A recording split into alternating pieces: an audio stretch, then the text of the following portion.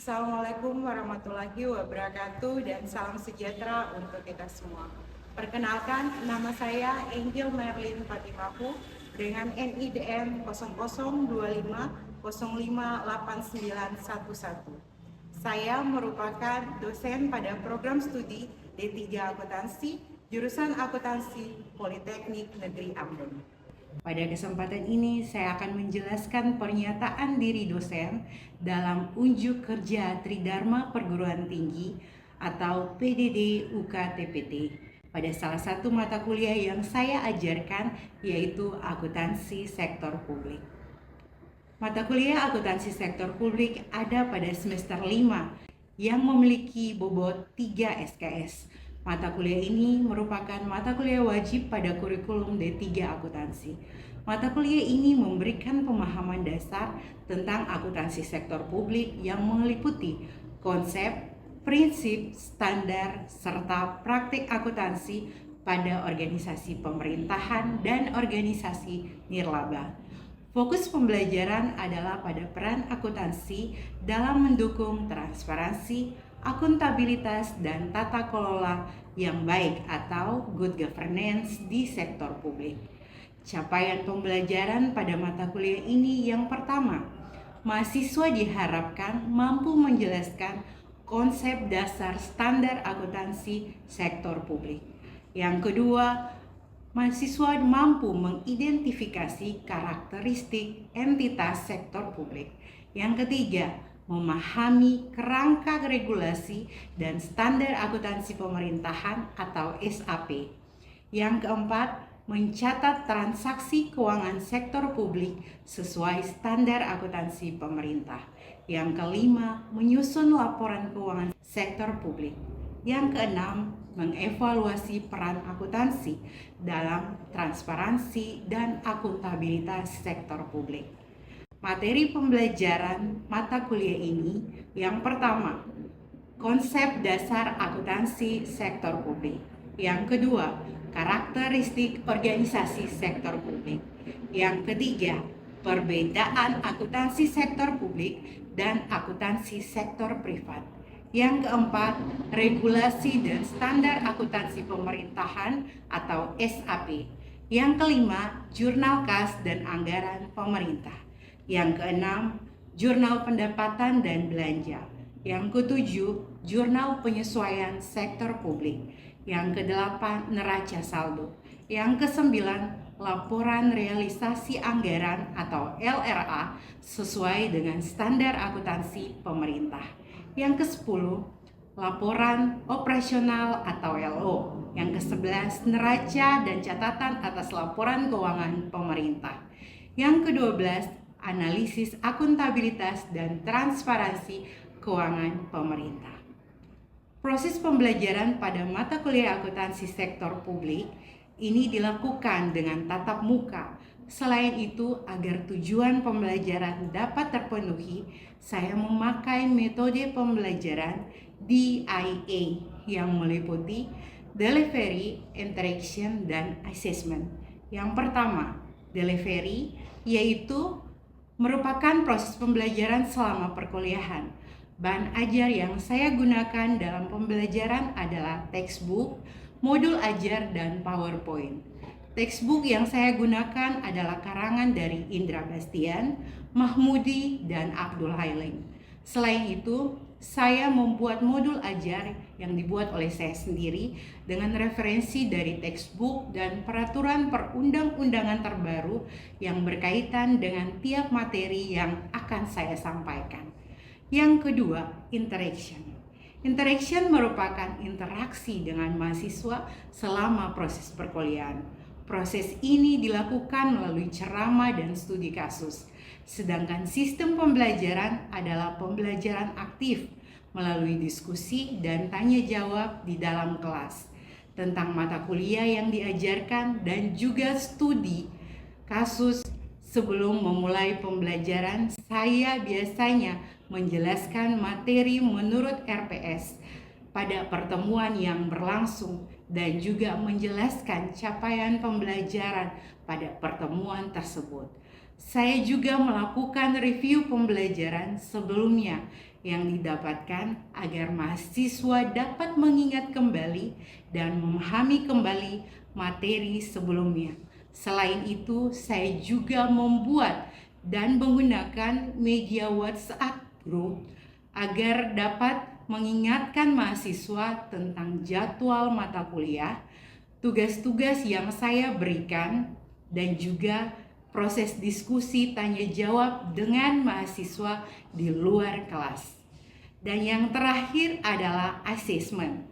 Asesmen yaitu penilaian secara terstruktur dan objektif kepada mahasiswa pada awal perkuliahan. Saya menyampaikan kontrak perkuliahan yang akan disepakati bersama mahasiswa. Salah satunya adalah penilaian. Bagaimana cara saya dalam memberikan penilaian objektif kepada mahasiswa, dan juga bobot penilaian setiap evaluasi sehingga adanya transparansi penilaian antara saya dan juga mahasiswa-mahasiswi dapat mempersiapkan sejak awal. Adapun bobot penilaian dalam mata kuliah akuntansi sektor publik ini sudah sesuai dengan aturan akademik, yaitu absen sebesar 10%, tugas individu kelompok sebesar 20%, kuis sebesar 10%, UTS sebesar 25%, dan UAS sebesar 35%. Berikut ini adalah cuplikan pembelajaran mata kuliah akuntansi sektor publik di semester ganjil yaitu 2025-2026. Pada pertemuan yang kedua dengan materi karakteristik organisasi sektor publik. Dengan ditayangkan cuplikan pembelajaran ini, maka berakhir pula pernyataan diri yang saya buat. Atas perhatian saya ucapkan terima kasih. Wassalamualaikum warahmatullahi wabarakatuh, dan salam sejahtera untuk kita semua. Baik, kita akan ada dalam mata kuliah akuntansi sektor publik. Akuntansi sektor publik merupakan mata kuliah yang baru bagi kalian di semester 5 ini. Kalian belum pernah mendapatkan di semester-semester sebelumnya. Jadi sebelum kita masuk di mata kuliah ini, kita akan memulai aktivitas hari ini dengan berdoa menurut kepercayaan dan keyakinan kita masing-masing. Doa mulai. Berdoa selesai. Pada pertemuan hari ini kita akan membahas, saya akan membawa kalian, memperkenalkan kalian tentang karakteristik organisasi sektor publik dan akuntansi keuangan. Capaian pembelajaran yang ingin dicapai pada hari ini adalah kalian mampu menjelaskan apa itu organisasi sektor publik. Jadi hari ini capaian pembelajaran kita, saya harap bahwa kalian mampu untuk selesai pertemuan ini mampu menjelaskan apa itu organisasi sektor publik. Baik. Sebelum saya lanjut, saya ingin bertanya, mereview kembali ilmu yang telah kalian dapat. Apa itu akuntansi? Siapa yang bisa jawab bagi saya? Apa itu akuntansi? Baik, silakan.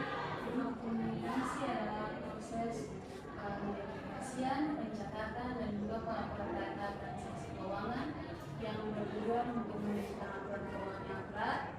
Terus itu juga untuk yang berbagian seperti investor, manajemen, dan juga manajemen. Baik, terima kasih.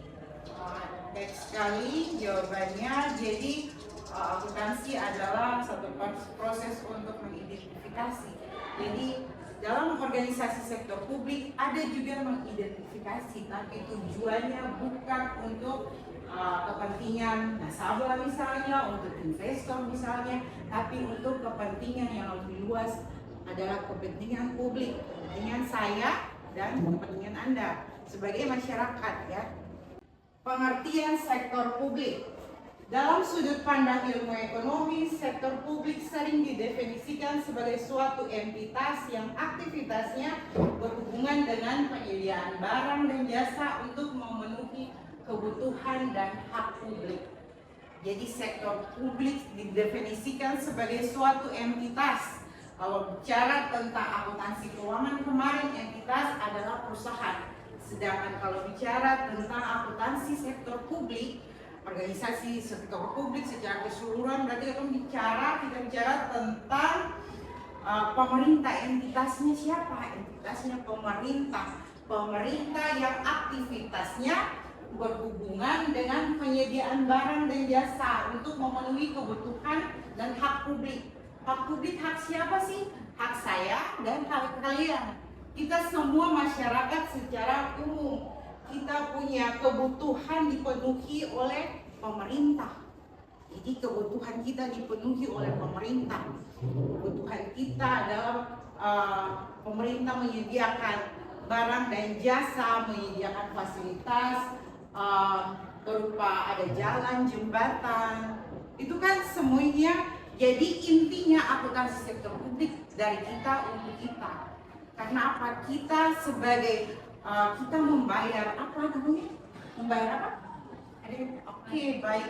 Kita membayar pajak. Jadi uang kita bayar pajak, kita bayar retribusi. Anda beli sesuatu barang kan dapat PPN. PPN Anda makan juga dapat PPN dan sebagainya. Ketika nanti Anda lulus dari sini bekerja, ada dipotong PPh. Uang-uang itu disalurkan kepada pajak untuk nanti kembali disalurkan kepada kita. Jadi dari kita untuk kita lagi. Jadi untuk memenuhi kebutuhan dan hak-hak kita sebagai masyarakat. Oke, ciri-ciri organisasi sektor publik. Yang pertama, tidak mencari keuntungan finansial. Yang pertama, tidak mencari keuntungan finansial. Berarti kalau kita bicara tentang akuntansi keuangan yang notabene bicara tentang akuntansi swasta, sektor privat, pasti tujuan kita adalah mencari keuntungan, mencari profit. Sedangkan kalau bicara tentang organisasi sektor publik, tidak mencari keuntungan. Karena apa?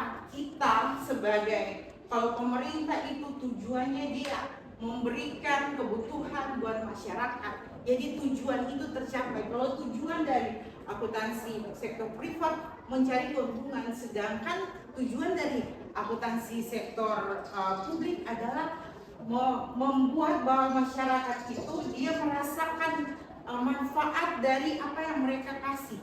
Saya kasih contoh, misalnya puskesmas dia tidak mencari keuntungan. Dia tidak mencari keuntungan dari pasien-pasien yang datang. Tapi bagaimana puskesmas itu dia memberikan pelayanan yang baik kepada masyarakat.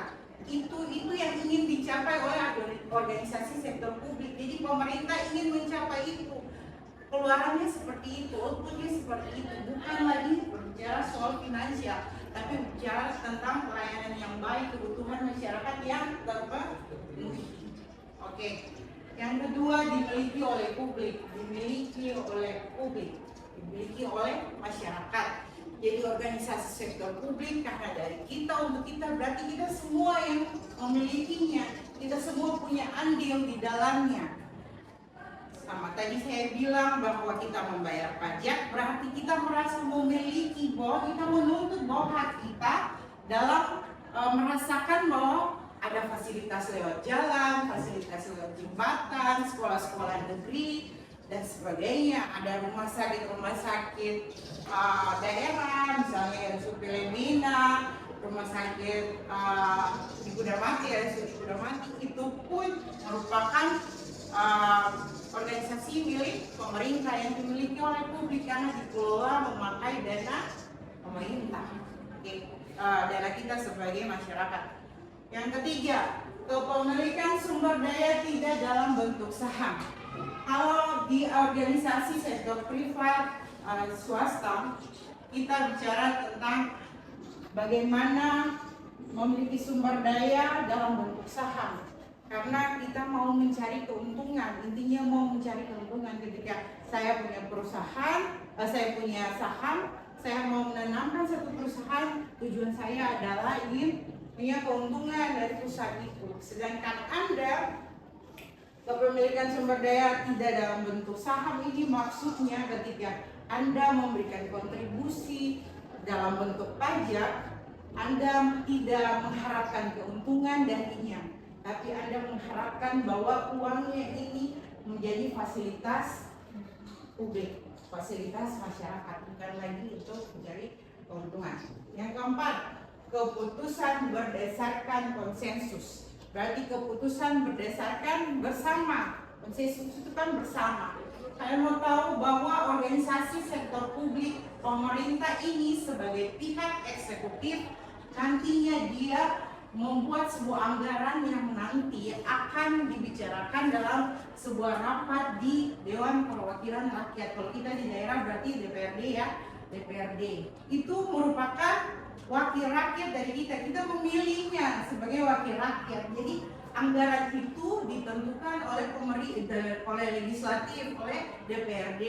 Apakah pemerintah mengusulkan dana sekian, anggarannya akan diputuskan di situ bahwa untuk contohnya untuk Kementerian PUPR dana tahun ini 1 triliun misalnya. Apakah kita sebagai masyarakat yang punya perwakilan lewat DPRD di sana di keputusan di sana dia memutuskan tidak bahwa ini dia berfungsi tidak bahwa dana-dana ini dia akan dipakai Kementerian PUPR atau Dinas PUPR untuk mesejahterakan masyarakat tidak. Jadi keputusan diambil bersama, bukan saja keputusan diambil pemerintah. Oh saya mau menetapkan dana sekian tahun ini, oh tidak. Keputusan akan diambil di dalam rapat-rapat anggaran di Dewan Perwakilan Rakyat Daerah. Oke. Kelompok organisasi sektor publik. Yang pertama ada lembaga pemerintah. Yang kedua ada organisasi agama. Ini organisasi-organisasi yang tidak menuntut profit. Yang ketiga organisasi sosial. Yang keempat ada yayasan. Yang seterusnya ada institusi pendidikan dan organisasi kesehatan. Organisasi kesehatan seperti rumah sakit yang tadi saya bilang, institusi pendidikan seperti sekolah-sekolah negeri, kampus-kampus negeri yang sekarang seperti Politeknik Negeri Ambon, itu juga merupakan kelompok organisasi sektor publik. Oke, lanjut. Persamaan organisasi sektor publik dengan perusahaan. Persamaan organisasi sektor publik dengan perusahaan, ada perbedaan, ada persamaannya. Yang pertama, persamaannya bagian tidak terpisahkan dalam suatu sistem perekonomian nasional. Sektor swasta, sektor publik tidak terpisahkan dari perekonomian nasional. Dia memutar perekonomian nasional. Ketika organisasi sektor privat, swasta, dia membutuhkan apa? Sumber daya manusia dari masyarakat. Jadi dia membutuhkan juga masyarakat, di mana nanti mengurangi pengangguran. Jadi dia juga membuat berkontribusi untuk perekonomian nasional.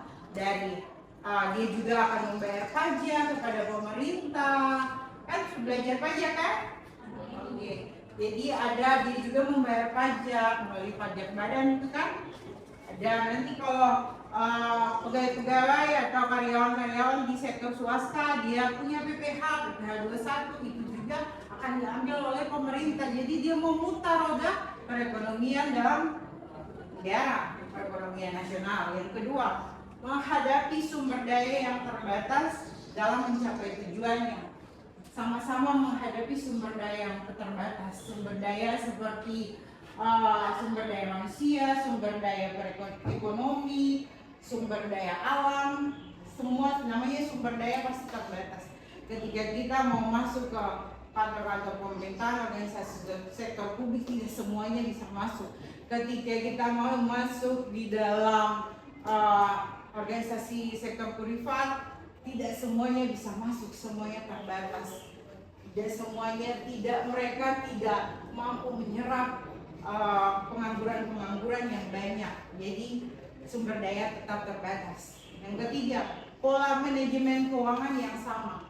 Dalam manajemen keuangan sektor privat, dalam manajemen keuangan sektor publik mempunyai pola yang sama, yaitu ketika dianggarkan kan semua harus mengikuti penganggaran. Privat maupun sektor publik harus dianggarkan terlebih dahulu, dia harus masuk ke dalam pos-pos. Dan itu harus dipakai sesuai dengan aturan, tidak bisa melampaui yang sudah dianggarkan. Jadi dia juga punya dia diaudit. Kalau organisasi sektor privat diaudit, organisasi sektor publik pun diaudit. Kalau audit internal namanya inspektorat. Kalau audit eksternal namanya BPK. Jadi uang rakyat juga diaudit, pastinya diaudit karena rakyat menuntut bahwa uangnya ini dipakai dengan sebaik-baiknya, tidak diselewengkan oleh pejabat-pejabat pemerintah. Oke, yang keempat, beberapa mempunyai output produk yang sama. Ada sekolah swasta, ada sekolah negeri. Ada rumah sakit swasta, ada rumah sakit negeri. Jadi ada yang mempunyai pengeluarannya yang sama. Oke. Perbedaan organisasi sektor publik dengan organisasi perusahaan. Tujuan organisasi yang pertama pastinya tujuan organisasi berbeda karena yang satu mencari profit, yang satu tidak. Peraturan perundang-undangan ada tadi saya bilang kepemilikan. Kalau sektor privat swasta kepemilikannya kan perorangan, sedangkan kalau sektor publik kita semua merasa memiliki. Sektor privat itu pertanggungjawabannya, kalau pertanggungjawabannya sektor privat, kita akan bertanggung jawab kepada pemilik perusahaan, kita akan bertanggung jawab kepada investor, kita akan bertanggung jawab kepada pemilik saham. Sedangkan kalau sektor publik, pertanggungjawabannya berada pemerintah harus bertanggung jawab kepada kita sebagai masyarakat, sebagai pemilik dana. Jadi sebagai pemilik kita merasa bahwa pemerintah harus bertanggung jawab kepada kita ketika dana kita, apa yang kita sudah berikan melalui pajak, retribusi diselewengkan, kita pasti akan marah kan? Karena dana-dana kita tidak dipakai sesuai dan tepat sasaran. Oke, struktur organisasi pastinya berbeda. Yang berikutnya anggaran dan basis akuntansi. Basis akuntansi ini kalau di sektor privat biasanya memakai basis akuntansi apa? Siapa yang tahu isinya?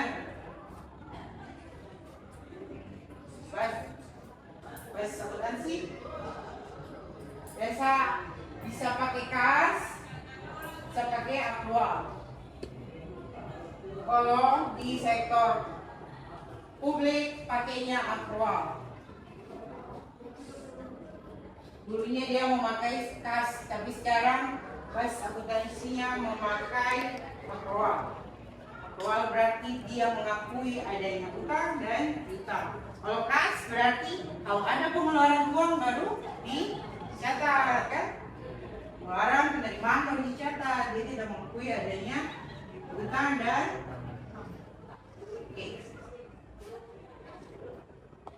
Oke, sampai situ ada yang mau bertanya? Iya, silakan. Terima kasih atas kesempatannya. Di sini saya akan bertanya, apa perbedaan tujuan akuntansi sektor publik dan akuntansi sektor swasta dalam hal penerima laporan keuangannya berikut. Baik, terima kasih. Pertanyaan yang baik. Kalau sektor swasta, kita berorientasi pastinya pada laba atau profit. Sedangkan kalau sektor publik kita berorientasi pada pelayanan. Kalau pengguna laporan keuangannya, kalau sektor privat kita harus membuat laporan keuangan yang pertanggungjawabannya pada pemilik perusahaan, kepada investor, kepada kreditor. Kalau untuk pengguna organisasi laporan keuangan di organisasi sektor publik berarti penggunanya masyarakat. Kita laporan keuangan dari tiap daerah, dari negara, dari kementerian, dari dinas dia harus transparan agar masyarakat itu bisa melihat. Kalau kalian masuk di website misalnya pemerintah Kota Ambon, ada pertanggungjawabannya, ada laporan keuangan yang bisa dibaca oleh masyarakat secara umum. Itu bentuk dari pertanggungjawaban pemerintah atas uang rakyat. Oke, bisa dimengerti? Adakah pertanyaan lagi? Silakan. Terima kasih atas kesempatannya. Saya akan bertanya, mengapa dalam akuntansi sektor publik kepatuhan terhadap anggaran dianggap krusial dibanding akuntan di bawah? dibanding sektor swasta.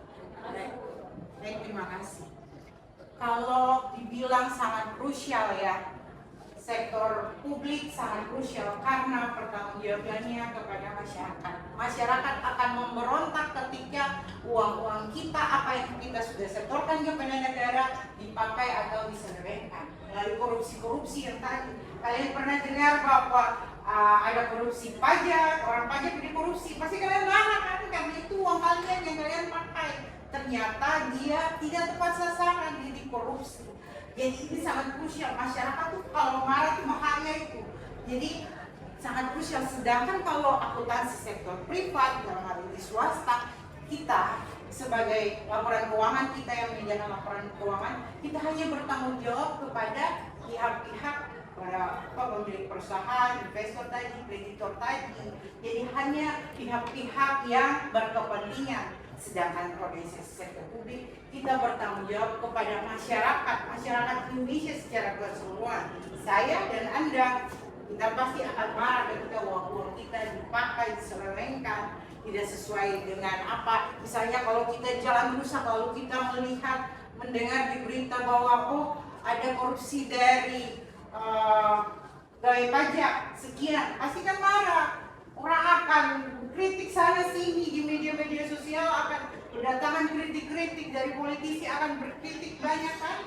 Karena marah ketika apa yang kita kasih ternyata tidak tepat sasaran, tidak kembali melalui fasilitas-fasilitas dan kebutuhan kita. Oke, sampai situ masih ada pertanyaan nggak?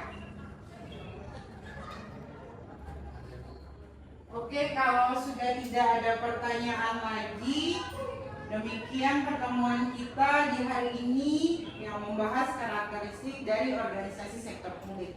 Saya ada tugas bagi kalian untuk minggu depan kita akan masuk tentang gambaran umum tentang SAP, standar akuntansi pemerintah. Jadi SAP ada nomornya, SAP pun ada nomornya. Jadi kalian meringkas bahwa di SAP 1 itu bercerita tentang apa, SAP 2 bercerita tentang apa. Jadi itu meringkas supaya minggu depan kita masuk, saya sudah bisa menerangkannya karena kalian sudah tahu garis besarnya. Oke, kalau sudah tidak ada yang mau bertanya lagi, saya akan mengambil absen.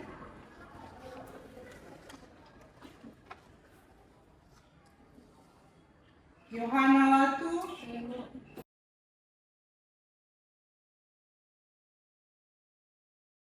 Oke. Baik, demikian pertemuan kita di hari ini. Saya berharap capaian pembelajaran kita hari ini sudah dapat kalian angkat dengan baik ya, karena mampu menjelaskan apa itu organisasi sektor publik. Oke, kita akan mengakhiri pertemuan hari ini dengan doa. Kita berdoa menurut kepercayaan kita masing-masing. Berdoa dimulai.